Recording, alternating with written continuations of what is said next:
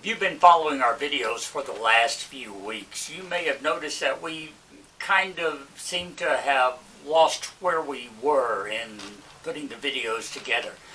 I mean, last week we even had too much content to fit in the video, so we had to leave a lot of it out. Well, hopefully in this video we'll get ourselves back on track.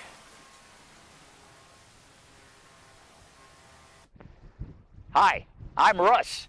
I'm rebuilding a 1977 Mobile Traveler motorhome. This is all about the MT and me.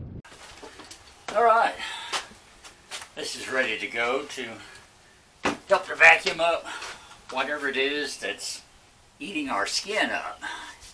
Ree and I, the other day after working out here, both itched and scratched. Felt like fiberglass, you know, when you get into that. Not sure if it was that or chemicals out of the wall or what, but anyway, we're going to try to clean up after ourselves a little better, keep the dust and grimy stuff up, so maybe it won't get as bad. Otherwise, we're going to be out here in hazmat suits, yeah. Mask and rubber gloves. Looks like we're going out to cut the okra. Really? Yeah.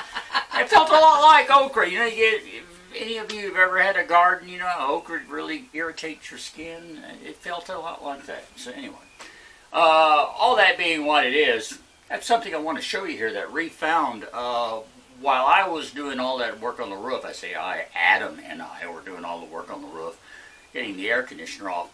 She was inside here starting to take this blue foam insulation off the walls. Let me show you what you found back there. I'm trying to save it so we can reuse it. Yeah.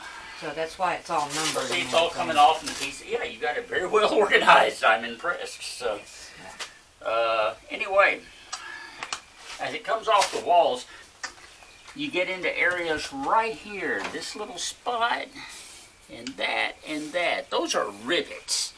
Those are rivets that they hold the walls well, they're holding the siding on the outside. Really, this is where right along here is where the top piece of siding and the bottom piece meet, and they overlap and they put rivets to them. That's very simple. That's the way these things were built in the 70s. Nowadays it's a little different. They do the little loop that fits down, so you know, but this is the way, channel I guess what you call it, but this is the way it was done in 77. You just lap one over the other, put in some rivets, you're good to go. And that probably works for, I don't know, 10, 20 years, but eventually those rivets start leaking. They kind of wear out with motion. They do. And they shake loose. You're absolutely right. Absolutely right. Wallow out the hole they're in. And as they do that, it wallows the hole, water seeps in, and you can see the effects of water staining here, where it's soaked in on this. Now they're staining from other leaks around here too, because this window leaked and stuff like that. This entire process is documented in a little more detail on themtandme.com. Well, it's being documented. I'm just now to 1967. So okay, well, I mean 1969. Sorry, I finished 69 this morning. Ree is doing a tremendous amount of research on this. And she's doing it chronologically because we're trying to build a history of this company that started out as what? Mobile Tops. Mobile Tops Inc. Yeah. Mobile Tops Incorporated, and evolved into Mobile Traveler Incorporated. So she's still in that Mobile Top stage right now, I guess, right? Right. Yeah, so, but this was the method, the revolutionary method that they were using on their camper tops, their pickup camper tops, to build an insulated wall.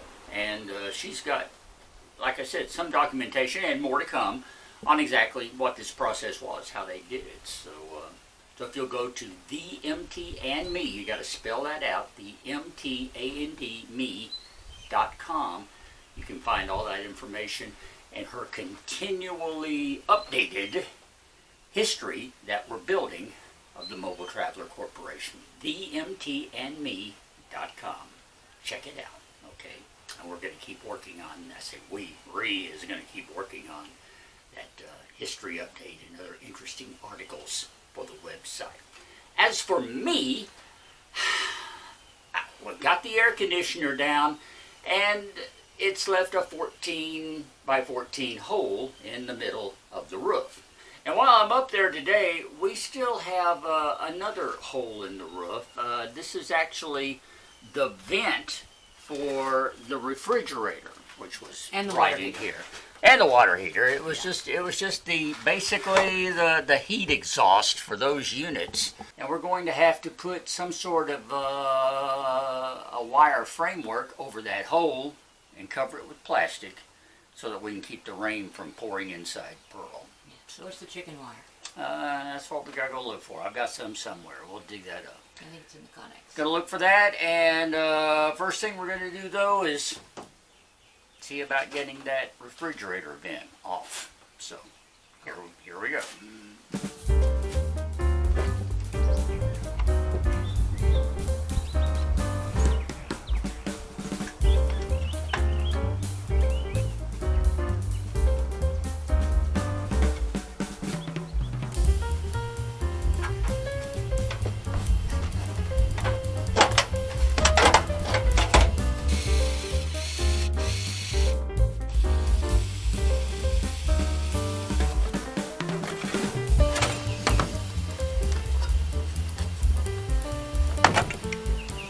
Got it.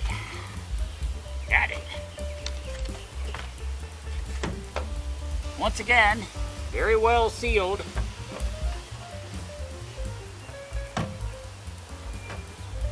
And our sealant is still quite sticky and fluid.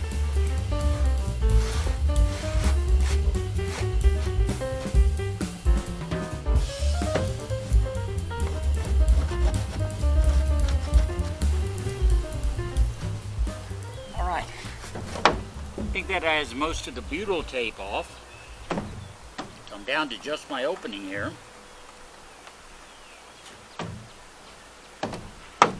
But you know what I don't have? Tape. I don't have tape, and I need it. So I'm going to have to stop what we're doing and go get some. This is what happens when you start a job and you don't have everything you need. Okay, we're back with good old 8 tape. First step is going to be to tape all the way around this wire to protect it, the edge, and then we'll tape this down firmly. That'll give us a peak over our plastic here to keep water from sagging down inside whenever we put the plastic over it.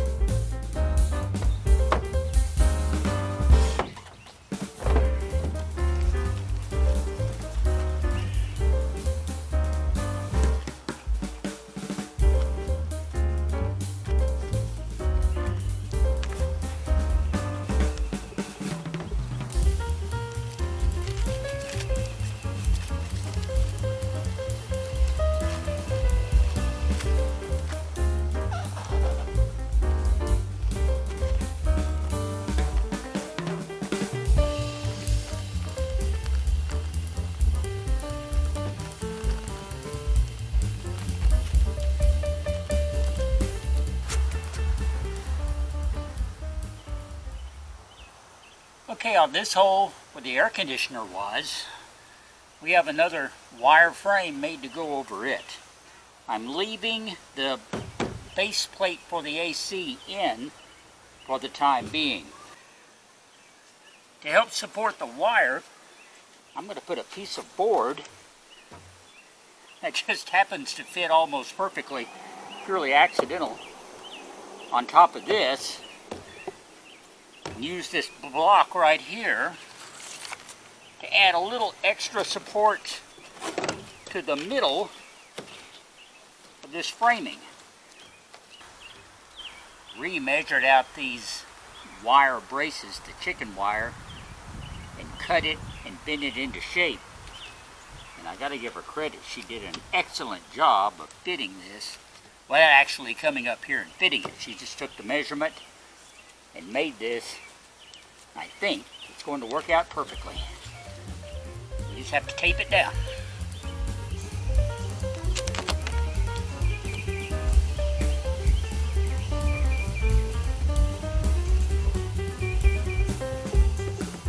Let's see if we have enough plastic to do the job here.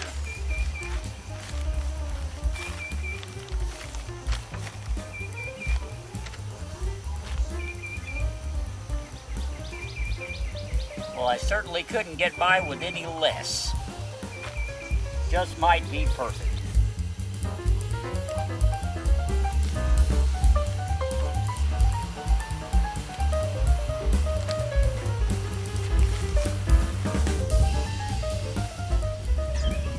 I can only hope that's got it sealed up enough to keep the rain out. In the meantime, I'm going to get back inside, put the jack back under this roof, crown it once again so that water doesn't pool up here, and we'll see what happens.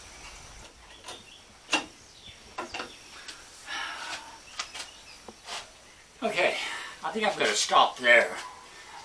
I'm not going to try to crown the roof today, get into all that business, but I have jacked it back up just to put a little bit of a peak in it so that water won't pool up during the rainstorm we're expecting tonight and tomorrow.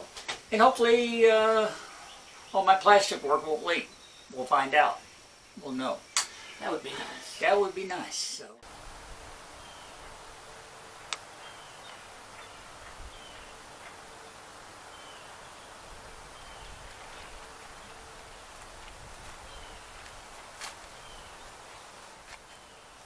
Well, it's a few days later.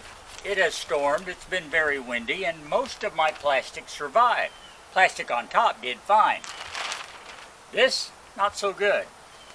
Apparently the wind caught under, flipped this tape against it, tore it. So, yeah, we're going to have to do a little repair work here. What are you going to do after that?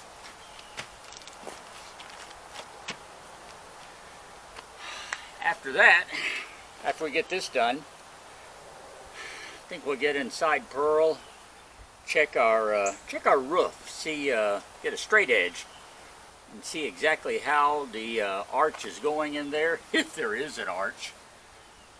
And then we might do a little more jacking up on it because it's going to rain again for a couple of days, and it'll give us a chance to see how she handles the water.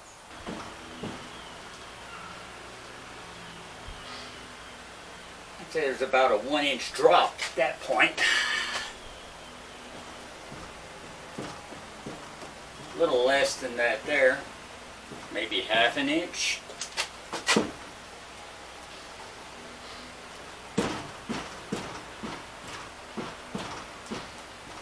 About 1 inch there. Let's try in front of this. Still bowed down.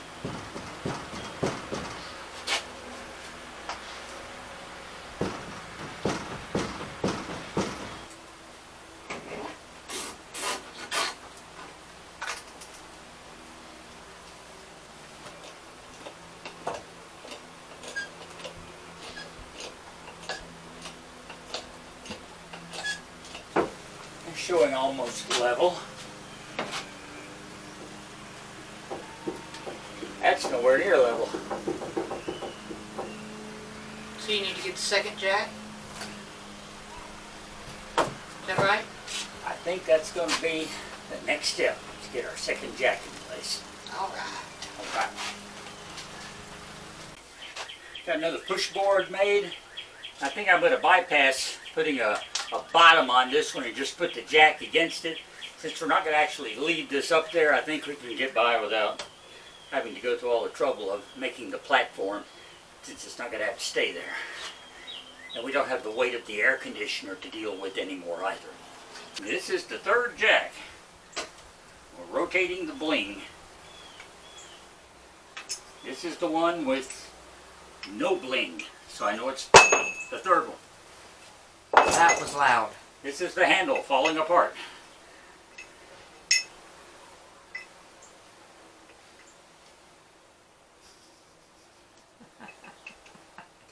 It only goes one way, and if you don't naturally, it's kind of like a USB plug. You know, there's a 50-50 chance of getting it in wrong correctly, but there's a 100% chance that the first time you try it is not going to be the right one. So you can just bet on it. Okay, it's got to come up quite a bit. Okay. Let's see what we're looking like right across here.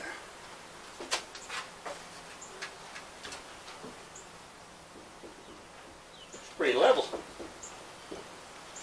Maybe just a tad more.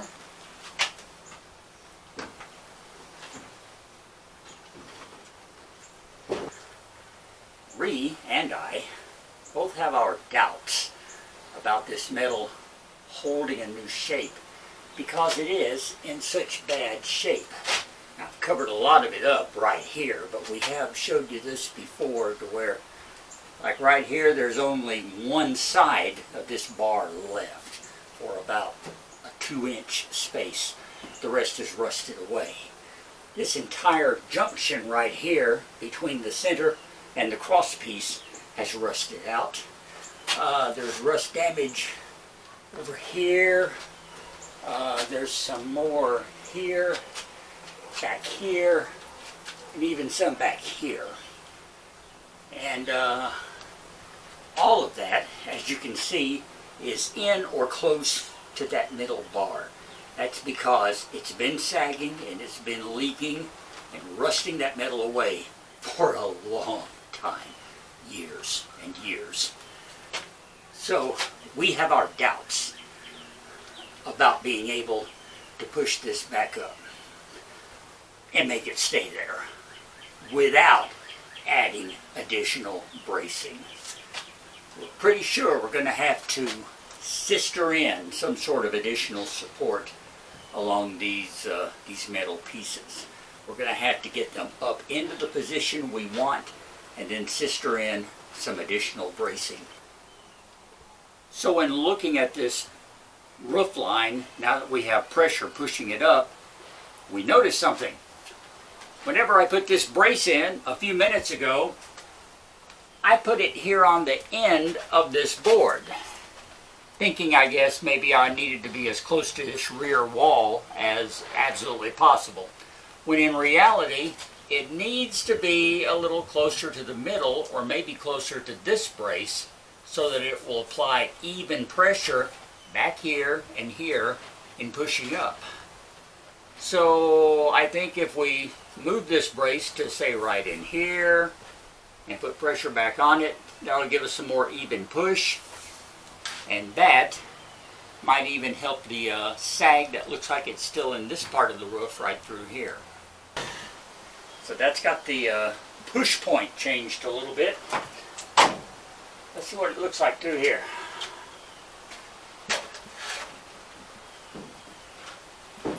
Oh, that's crowned. It's crowned about ½ an inch. So is that, well, yeah, so is that. Glenn said to let it down and see if it would stay there, right? Right. Right. And every time we've let it down, it has not stayed there. This is true. I guess we let them down and we do the test and we see what it looks like.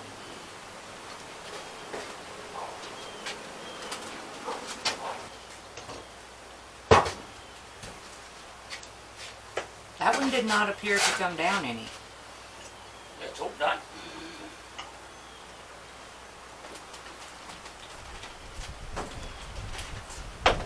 This one sounded like it did, but it's hard to tell with the wind blowing.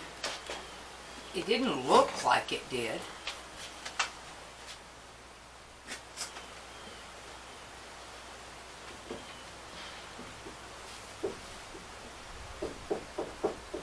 I guess it did. Afraid it did.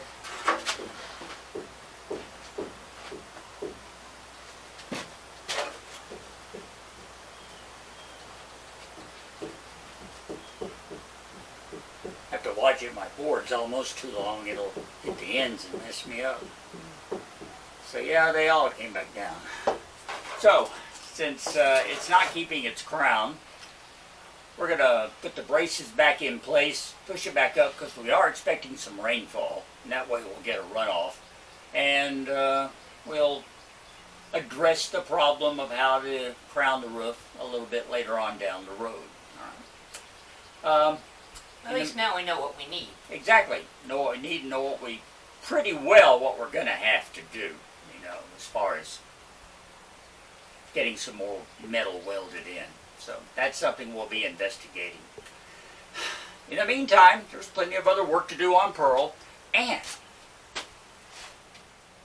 we got a really, really nice surprise this weekend. Yeah, it was pretty cool.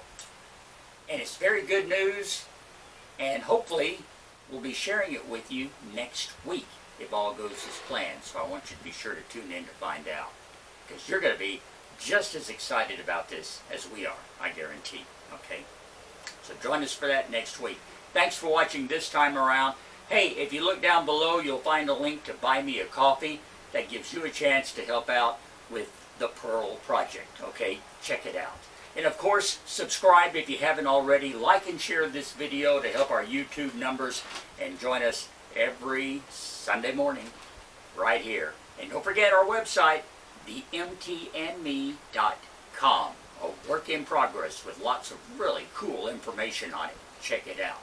And check us out right here next week. Till then, I'm Russ. Ree is behind the camera.